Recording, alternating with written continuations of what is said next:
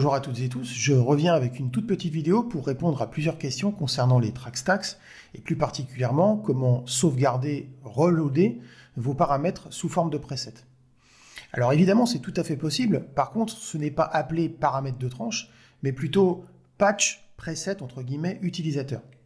Alors comment faire? Alors dans un premier temps il va falloir configurer votre track stacks comme vous le souhaitez. Alors, ici j'ai configurer mon track stacks avec des effets, un bus, etc.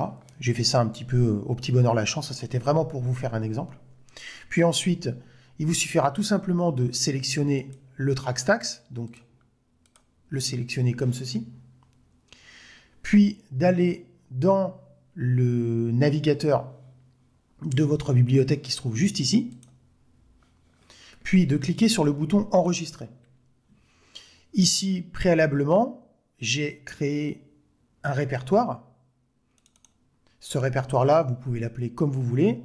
D'ailleurs, on verra que par défaut,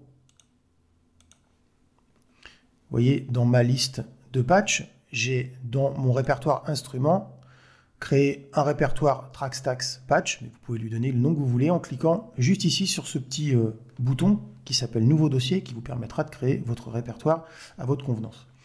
Ici, j'ai sélectionné mon répertoire, je vais lui donner un nom, je vais choisir le nom, un nom générique, je vais mettre track stacks 1, et je vais cliquer sur enregistrer.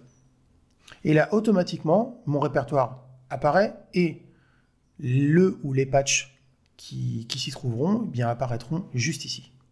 Alors maintenant qu'on a vu comment enregistrer notre preset de track stack, ce qu'on va faire, c'est qu'on va faire le chemin inverse, c'est-à-dire qu'on va partir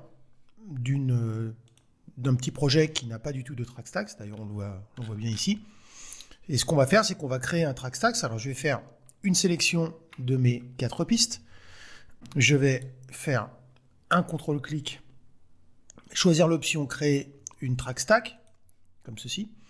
Je vais choisir une pile de sommation par défaut. Hop, je ne vais pas lui donner de nom. On fait un exemple rapide. Et ici, on voit bien que mon track stacks, qui s'appelle somme3, n'a vraiment rien du tout en termes d'effets audio, de différents réglages que j'aurais pu avoir.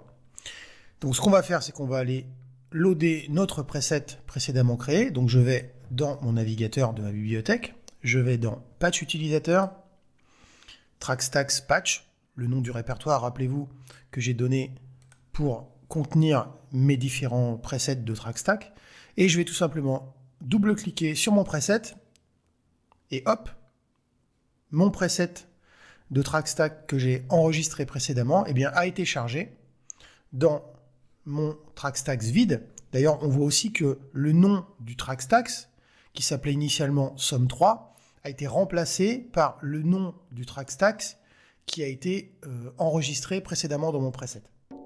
Voilà pour ce tutoriel.